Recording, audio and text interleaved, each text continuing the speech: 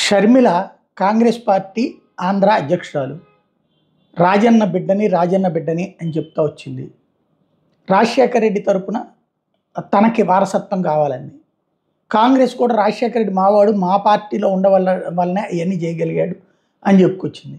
తీరా చూస్తే రాజశేఖర రెడ్డి విగ్రహాల ధ్వంసం పెద్ద ఎత్తున జరగడం, వైఎస్ఆర్ అనే పేరు కనబడితే ధ్వంసం చేయడం, శిలాఫలకాలు ధ్వంసం చేయడం, ఈ విధంతం మీద షర్మిల ఏం మాట్లాడుతుందంటే ఇప్పుడు ఆవిడ స్పందించింది.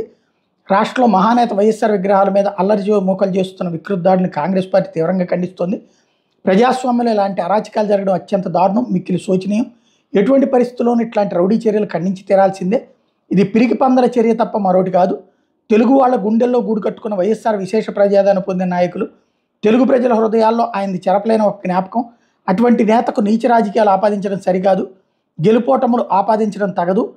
వైఎస్ఆర్ను అవమానించేలా ఉన్న ఈ హీనమైన చర్యలకు బాధ్యులైన వాళ్ళ మీద వెంటనే ప్రభుత్వం కఠిన చర్యలు తీసుకోవాలని కాంగ్రెస్ పార్టీ డిమాండ్ చేస్తోందని ప్రకటించింది షర్మిల.